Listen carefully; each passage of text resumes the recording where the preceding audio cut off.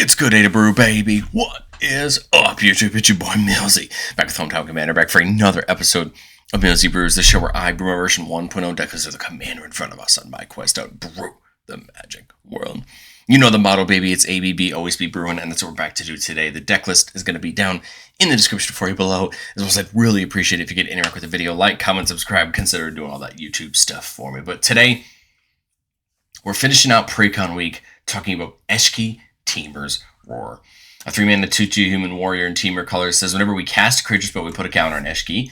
If that spell's power is 4 or greater, we draw a card, and if that spell's power is 6 or greater, we get to deal damage equal to Eshki's power to each opponent. This is a really fun text box, and I think what I like about Eshki so much is she fits so many different styles of decks, and for that reason, we actually have 2 brews for Eshki going up today. This one, which is dragons, and then I also put up a brew for just a more stompy themed list, so less about dragons, more about just good overall creatures.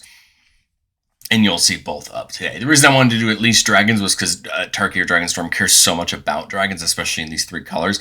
And of course, Temurs are very popular color combinations for dragons with things like Miram and of course all of our Gruul dragons. So it made sense to do that. The other reason that I really wanted to show off dragons here was because there's so many, a couple interesting new green and blue dragons as well. And I thought, why not, have a deck to do that in? So what's our goal? Well, we want to cast dragons. There's a lot of dragons that sit in that 6-up power stage, so we're going to hopefully get lots of chances to have Eshki deal her damage. We have a couple ways we can either also increase Eshki's power or just have her deal more damage. The good thing to remember is that it's based on her power, not the number of counters on her, so that's something we can definitely take advantage of, right?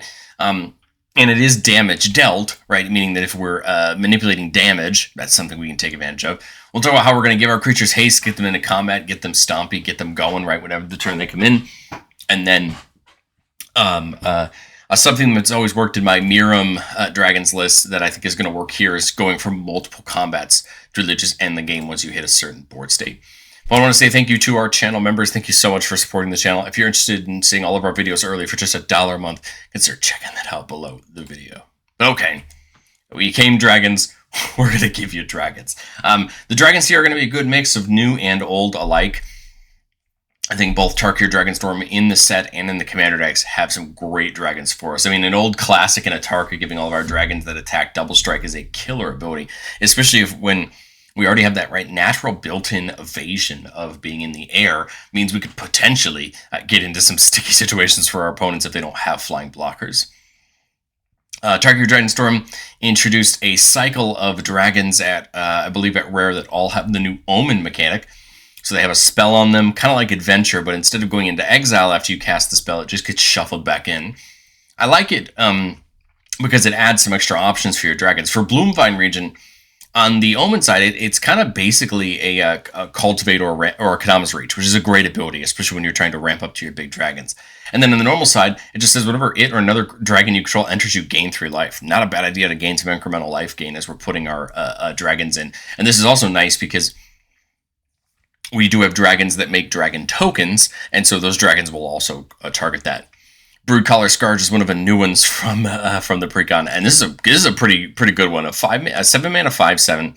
So I won't go all the way in Eshki's ability, but that's okay. Whenever one or more dragons you control do a combat damage to a player, we can put a permanent with mana value less than or equal to that damage from your hand on the battlefield. That means potentially up to 3 permanents from our hand per combat. I think it only is going to take 1 turn at the right time to put down the thing you need, and this is going to be a dragon that's going to do a ton of work for you. Canopy Gargantuan came in the Absent deck. At the beginning of your upkeep, you put a number of counters on each other creature you control equal to that creature's toughness. I don't think any of our dragons are going to be opposed to growing bigger, right? Becoming more of a threat to our opponents. And Ward 2 is nice to protect it a little bit. Septic Frogheist can enter the copy of a creature. Any creature we control power 4 or greater, except it's a dragon and has flying. This is interesting because I think most of the time you're probably copying a dragon with this anyway. But it is nice to know that if you ever had another creature in the deck, a Mandork, or there's other options, right, that you could potentially choose. I guess in some corner case scenarios, you could make a copy of it as a dragon. Earthquake Dragon's a big 10/10 where the spell is reduced by X, where X is the total mana value of dragons you control. I mean, just 1 or 2 dragons down means this Earthquake Dragon is going to be probably 2 or 3 mana maximum, right? And then it's 10, so it's going to trigger Eshki. And then once it starts attacking, it's a big 10-10 with flying and trample. Gainax is pretty much great for any dragon deck because every time it or another dragon comes in, you make a treasure. Just gives you that extra mana to keep going, keep getting more dragons in per turn. I really like Hammerhead Tyrant. This is one that I think is going to be kind of interesting in some decks. Whenever you cast a spell, return up to one target non-land permanent and opponent controls with mana value less than that spell's, or staying with that spell's to opponent's hand. All of our dragons have pretty large mana values, meaning hopefully that the Tyrant can let us just bounce some really key things back to our opponent's hands and just really annoy them as we're putting these big dragons down. One of my favorite dragons in these three colors that we've ever had printed, just because it leads to a ton of mana, is Klauth, Unrivaled Ancient. Next week on the channel, we're going to be doing Temur week, and it has a lot of dragon commanders, including Klauth, so check out for that deck coming. But it says whenever Klauth attacks, add X mana in any combination of colors where X is the total power of attacking creatures. We can spend this only to cast spells, and until end of turn, we don't lose mana as phases end. This can lead to a lot of things. Mostly, to be 100% honest, just more spell casts, right? More creature casts, and just Eshki hopefully just dealing out damage in main 2 as we just get more dragons on the board. Miriam may not be our commander for this deck, although she's a very popular dragon commander on right. Again, we have a brew for her coming next week. Whenever another non-token dragon comes in, create a token of it that isn't legendary if that dragon is legendary. This is a really awesome ability because we do have some legendary dragons, like Gnawbone beside it, that are very, very good, and we would happily take a second one. If you're interested in more of a enters the battlefield copy focus type decks, Miriam is the deck for you.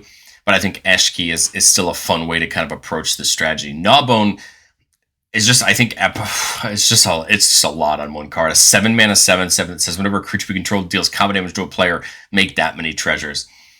It's very hard in most games to see it go wrong when you have Gnawbone for one round of combat with a bunch of flyers. You're just going to net a ton of treasures. And with Eshki, it just is going to lead to us casting a bunch of dragons, hopefully, and just dealing a bunch of damage with her third ability, right? Scourge of Valkis has a ability that's very well loved in dragon decks. We get a second copy of this that we'll talk about in a little bit. But it says whenever it or another dragon comes in, it deals X damage to any target where X is the number of dragons you control.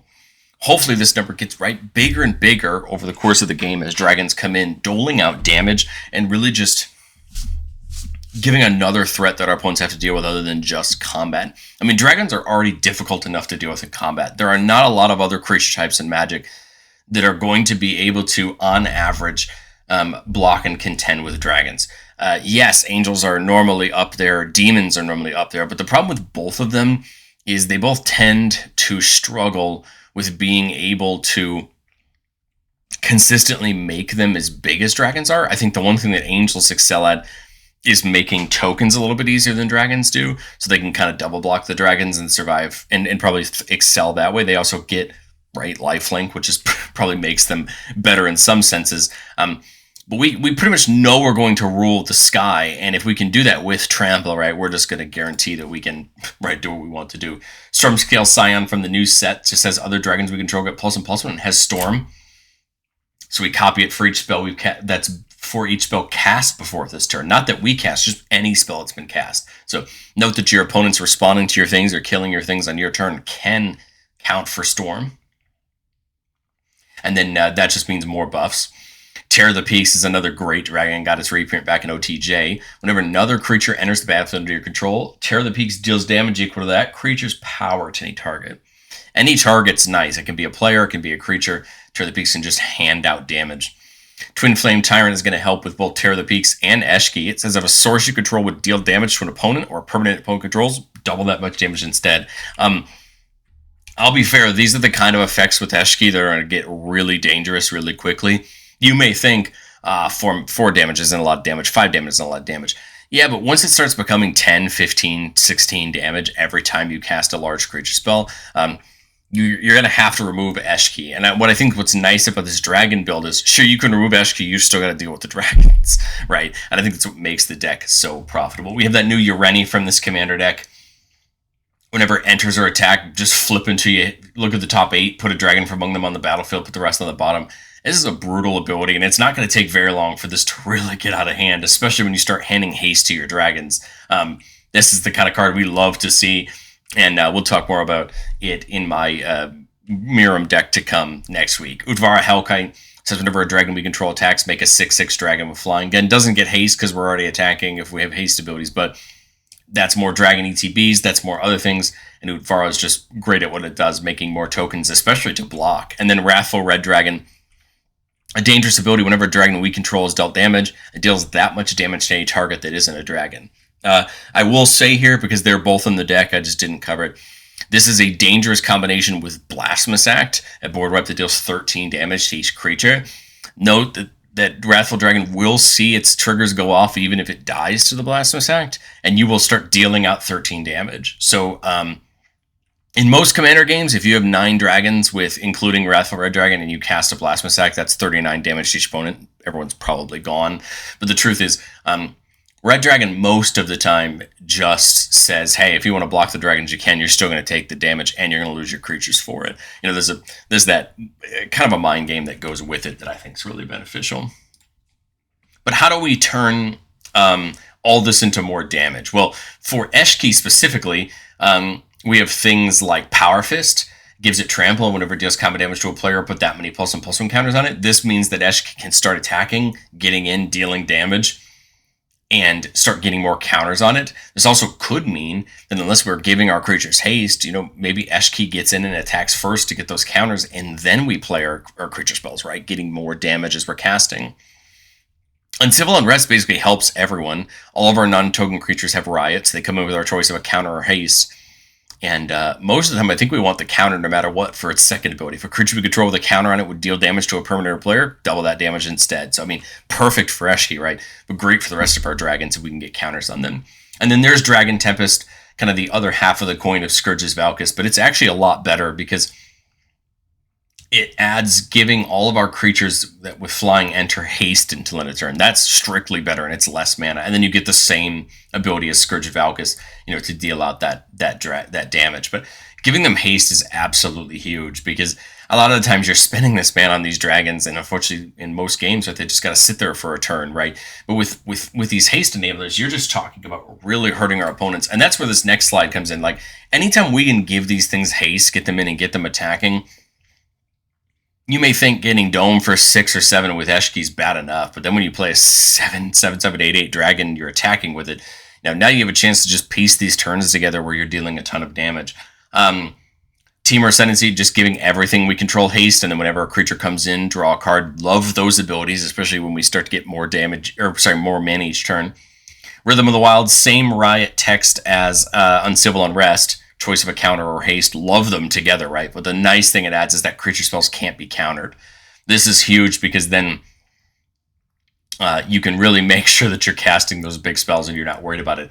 And then Frostcliff Siege is kind of interesting. I think more often than not you want it for the haste and the trample because those are two dangerous abilities to have on a card together, especially in Izzet colors. That it still blows my mind that this is in Izzet colors, but the Jeskai option, I think, could work as well to get you to draw some cards. I honestly don't see the world where you pick it over the bottom one, but right, that's the nice thing about modal cards is you have these scenarios where you pick one thing or the other to really help you out. And then I think the last piece to add, and a really fun combination in any of these decks, is multiple combats. There's a lot of ways to do it, but the easiest way is Aggravated Assault. This is an enchantment that says for 5 mana you can tap all creatures you control, and if it's a main phase, there's an additional combat followed by additional main phase, and we can only do it at sorcery speed. So as long as we can make 5 mana in a combat, we can continue to take extra combats. There's a lot of ways to do this. I think the easiest ways to do this are things like Savage Ventmaw, that just makes 6 mana when it attacks. Again, we have to wait till the main phase after to activate this, and Savage Ventmaw says we don't lose the mana, so it's fine. Or, right, Gnawbone makes us treasures. There's other things in the deck that do this for us, but Reaver Cleaver is a great example. Giving a creature trample, and whenever it does combat damage to a player, you make that many treasure tokens. Again, huge when we start dealing with flying creatures that maybe would attack somebody unprovoked. Just net us that mana. Keep letting Aggravated Assault go off, and just, I mean, if we can fulfill this mana thing, turn over turn, and no one can remove it, it's very easy to just win the game on the spot, taking enough combats that you need to knock your opponents out. But I've said it before on the show, and I'll say it again, no deck's ever complete. This is my version 1.0 shot at Eshki, and I think there's a lot to learn in testing. Mainly, I try my best to mix probably what I would say high-dollar dragons with low-dollar dragons. that came in the pre-con originally. There's always more dragons you can add. Like Astral Dragon's a dragon I love, but the truth is it works really well when you can double up its ETB or make copies of it. There's some interesting combos when you can make multiple copies of it.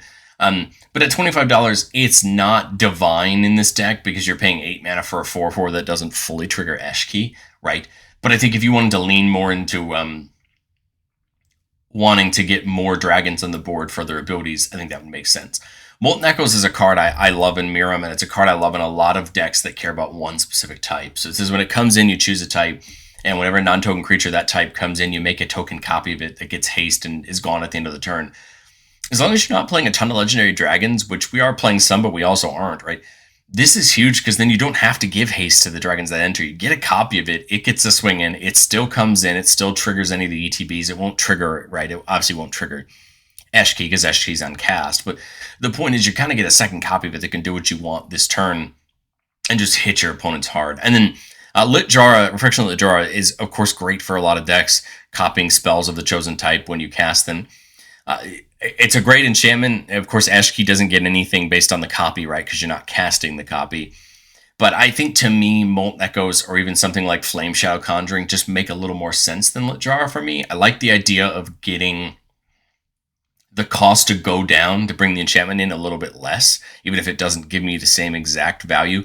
The only upside to Lit Jara is when you're dealing more with dragons and wanting the ETBs, Lit Jara is great, because if you copy a legendary dragon, you still get its ETB before you sack it, right, to its state-based effects. So there's two mirrors to this coin, on two sides of this coin, right, on the abilities. I lean Molten Echoes, Flame Shadow Conjuring, but I can understand why you'd want Lit Jara, and both of them are completely fine. I mean, one's $1, one's $9, so I think that is going to definitely depend for some people on what they want to choose. But let's do what we love to do on the channel most and get into our playtest. Remember, the goal of our playtest on the channel is not to find Magical Christmas Land. It's not to determine, what our best plays are, what turn we can win on. But it's really just to get ourselves into some game scenarios, understand how our deck works, what we're looking for, how to piece our board together, and see some combos in action. Here we're keeping a 3-lander with Hammerhead Tyrant, Meringue River Regent, another one of the new ones I just didn't talk about in the PowerPoint, but I think this is a great one. When it comes in, it bounces 2 non-land permanents to their owner's hands. We can actually bounce our own things as well. And on the Omen side, you can draw some cards, and then a counter spell, an Offer You Can't Refuse, and Gnawbone. So, great set of dragons, and we have enough mana for Eshki. So now the goal is just to build our way up. And we see Dragonheart, a nice way to get ourselves some extra mana. When we cast dragons, we put counters on it, and then the counters can allow us to draw cards. And we see Selvala. Selvala is probably one of our best mana dorks. It isn't a dragon, but it's well worth it in the deck. You could pay a green into it and tap it to add X mana, where X is the greatest power among creatures control, right? We have some really big dragons that can really lead to some big mana. So I'm trying to think about what my plan is here. I guess my thought is Eshki, and I guess we could Selvala next turn, or we Selvala this turn. But the truth is, I think either way, because if we Selvala this turn, play Eshki next turn, we could still only get mana. So let me think about this. Well, I'd need a mana.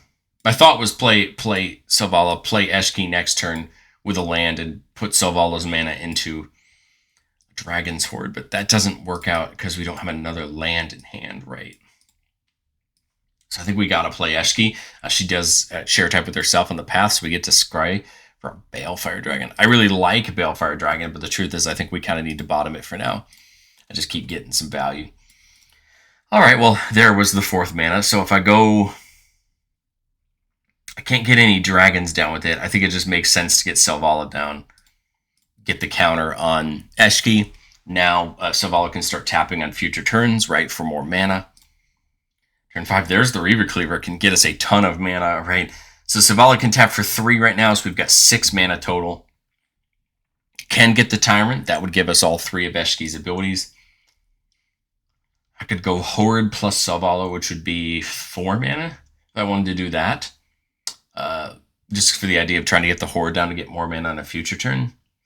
But my thought is, whether we go Hammer or Meringue, either way, we're getting more mana that Selvala can tap for next turn. We also draw off of Selvala because it'll be the biggest power on the board. So I think I'll play the Tyrant. On the cast, Eshki's going to get a counter, draw us a card, and hit everybody for 4. And there's our land. Right now we can play that then. And then it's going to come in, drawing us a card off of Selvala. So now that's great, because now on future turns when we're casting things, we can be bouncing, and now, Eshki's starting to get a respectable power. So when we come back to the next turn, remember now that we can bounce things when we cast, which is really nice. So that's 6, 7, 8, 9, 10, 11 mana right now that I can use. It could make sense to get the Dragon Horde down just to get extra mana on a future turn. With 11 mana, it kind of makes me want to just go like, Gnawbone plus something. So maybe Dragon's Horde. If I have something to bounce, I can, because it is a 3, so I could do it. And then I'm thinking Gnawbone, because now these guys can attack. They can attack this turn, right?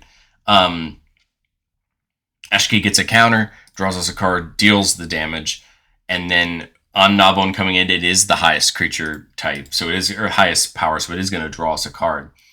And now these two can attack this turn. I mean, at minimum, we're getting 6 treasures. At maximum, we might be getting 10. But the truth is, I mean, we're just in great shape. And with the treasures, I mean, something like Stormcale Scion could be good, because we've cast 1, 2 spells this turn. Although, if it's something like 10, you could go, Reaver Cleaver plus Stormscale Scion. This is now getting 3 copies, right? 1, 2, 3, right? You get another cast here. This just gets a counter and draws us a card. But again, now you're getting a bunch of buffs to your dragons. Now our dragons are real threats. And we're getting even more mana off of Selvala. Of course, board wipes. But the nice thing here is we would actually leave up a mana for, if you can't refuse, if someone does try to wipe the board. We could have, conversely, not played the Reaver Cleaver and just played the Scion. We would have only gotten 2 dragons, but you leave up both Repulsive Mutation and an Off You Can't Refuse. And if I had gotten all 10 of these treasures, or even, I was guesstimating 10 on 11 total power, but let's say I only got 7 or 8, I can still hold up both these. And if we got the full 10, this means I would have only had 4 left. I could hold up both Repulsive and an Offer, and just really have, our opponents have a tough time getting through both of these counter spells to wipe this board or deal with anything specifically. And I think this is a nice spot to leave this playtest, because it kind of shows what, what we could build, and then how do we interact with our opponent. Playtest number 2 here, we're keeping a 4-lander with that Canopy Gargantuan, Garruk's Uprising. Not only does it give all of our dragons trample, but whenever a creature's power 4 or greater comes in, we draw a card. We love it. And then Dracogenesis, of course, the big mythic of the set. I wanted to try it out in this deck, because I didn't put it in every dragon deck that I've done so far for the channel for the new set. But I feel like it makes sense if you can get to the mana, just start casting your dragons for free. Path makes the most sense on turn 1. Ain't too much we're doing with it, right? Here, at least at the moment, this Rootbound Crag is coming in tapped. I think it kind of makes sense to probably just do it now. I don't want to do that landscape just yet. And of course, immediately we get the basic land for it. But I'll play Eshki. That's going to let me scry off of Path of Ancestry. I like Repulsive Mutation. What are we doing next turn? Next turn, we are doing nothing. We don't have any mana. We don't have enough mana to do anything. So we could just use it to put counters on Eshki if we want to. I guess we could play Garruk's Uprising, but my thought is try to work towards Uncivil Unrest or one of our creatures. So maybe we put this on the bottom just to be safe, try to get our way right into some more stuff. We see Rampant Growth. For a minute this turn, like I said, my only thought was Garruk's Uprising, and it doesn't even get me anything. So maybe it is the Rampant Growth here, just to thin the deck a little more, get ourselves access to some more stuff. On the next turn, only 2 mana left, so maybe we could like fake that we have something, but the truth is, right, we don't. And then coming into this turn, Temur Ascendancy actually kind of... I was going to go on Civil Unrest, but maybe it's Temur Ascendancy plus Garruk's Uprising here. right? Another turn off, but the truth is we're just working towards once we eventually can just start casting these big dragons. And now we're drawing. We're double drawing. Like if we cast Gargantuan, we're double drawing here plus Eshki. So we're going to really start loading things back into our hands. And I mean, the goal of this deck is to be a bracket 3. So the truth is we may be afforded a couple of those turns at an average table. Now at 7 mana, I think we just slam this Gargantuan. Of course, we need it to resolve. Of course, if it gets countered, that's just brutal. And we don't have the mana for the Dracogenesis, right, to really make it worth it. But we do this on cast. Eshki gets a counter, draws us a card, and everybody takes 3. It comes in, double draws us right off of Garruk's Uprising and off of Temur Ascendancy, and it has haste, so we just go swinging right with it. We played the land for turn in the landscape. Now we've got a bunch of dragons to play. We could even just go for the Genesis to play multiple dragons, right? Next turn, we've got some removal. We got the Uncivil Unrest. All we need to do is find ways to get tokens onto dragons, and then the Uncivil Unrest is even better. Remember, if we play the Uncivil Unrest before the dragons, then they're going to automatically come in with the counters on them due to Riot. And this is a great example of Temur Ascendancy giving them haste, right? And Riot being able to give them a counter and getting the best of the both worlds. On our upkeep, remember, this gets 3 counters, and Gargantuan gets 7. So Gargantuan, other creature, I apologize. So now we're talking about Eshki being a real threat, right? On this next turn. Ooh, does Klauth change my mind? I was going to play Uncivil Unrest, but I think Klauth might actually change my mind. I just wish I had something to damage on ETB. Well, I guess if we're casting the dragons for free on Dracogenesis, we're just doling out damage, right? So I guess that makes the most sense. Just dump Dracogenesis in. We've got all 8 of our mana to do that. And then just start, right? Mirum first, obviously, because then we can start copying the dragons that are coming in. Counter, draw. Everybody's taking 7. Man, and there's Agasol, just going to help us out. Can't use Klauth's mana for Agasol, right? Which is the only small downside, but cast Gainax, counter, no card, but Gainax is going to get a copy of it. Sorry, we draw off of Mirum coming in twice, right? One off the Uprising, one off the Ascendancy. Neither of the Gainaxes will get us a card draw, but the first one is going to get us a treasure, and then we're going to get 2 more for this one coming in. So now we've netted some mana, right? And that could be kind of interesting with Agasol, considering all these now have haste, right? This could be a scenario where we just play the Agasol now, and then Klauth, counter on Eshki, draw when it comes in, copy, draw, right? Now we're getting 4 treasures, right? Because 2 each from each of the Gainaxes, and we're netting a ton of mana with Klauth. What I'm trying to do here is I think I can build a board this turn to have an absurdly large number of dragons as I keep drawing through my deck. I'm playing them for free because of Dracogenesis. I'm drawing cards, and I'm just netting treasures to take as many of these combats as I want. Wrathful Red on cast, gain a counter token, draw, dole out for 10, double draw when it comes in. It gets a copy, double draw when the copy comes in, 4 more treasures. And I think, obviously, we don't want to draw our deck out, which I guess is technically possible. But the truth is we're going to hit a point where there's enough dragons on this board to just kill our opponents. And the nice part is that Klauth is actually going to add us mana, so we could use it to cast other spells. We could get Uncivil Unrest down. We could get other things down to use, like Power Fist, right? Could be really good for Eshki. But the truth is, Eshki dealt 6, 7, 8,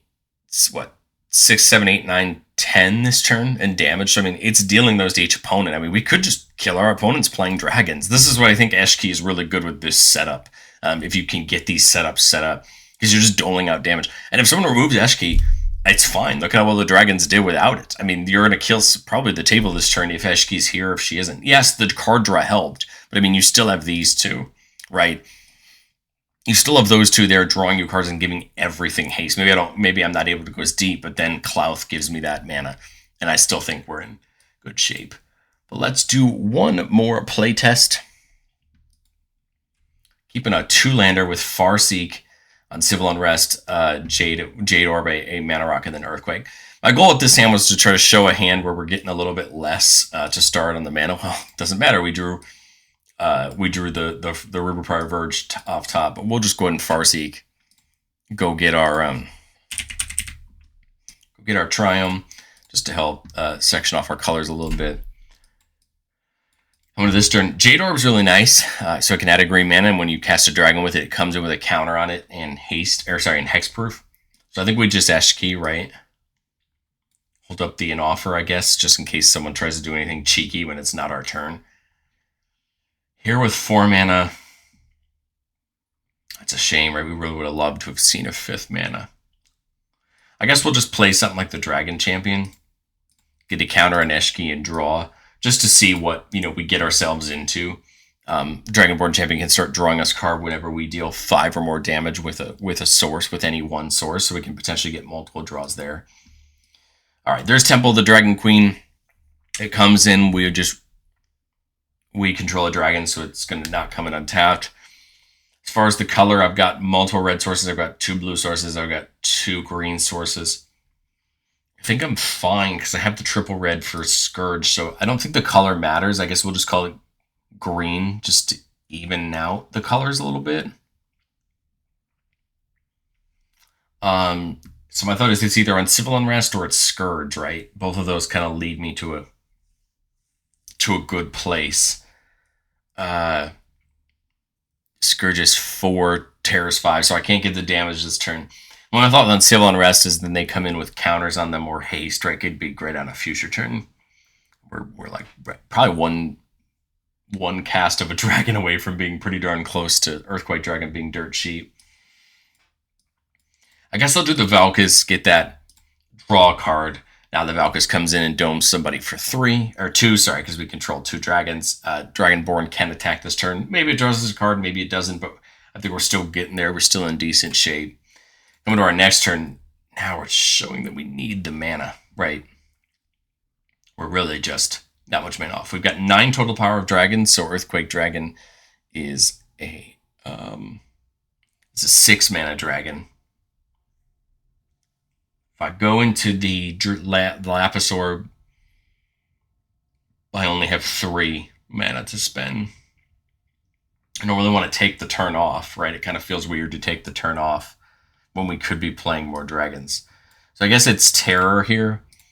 Get the card draw. And remember, Terror only goes off somebody else coming in, but Valkys will dome somebody for 3 when Terror comes in, which is nice. Take the attacks. Maybe we still get something half decent. Again, the goal there was to try to get into a land, but we didn't. Gold Dust Triad is interesting. It can get us some treasures when it attacks. I guess we would have had to have pitched last turn, wouldn't we have? To hand size. Well, so we're in the exact same spot. So I think it's just Jade Orb plus Cultivate. It just feels really weird, but the truth is I feel like we need to do something, right, to inject some life into. And since I haven't played my land this turn, I can play that Forest. So I guess I can get Hardened Scales down as well. And now we took the turn off, but the truth is I think it just leads to an even better turn this turn, because 3, 4, 5, 6, 7, 8, 9 mana.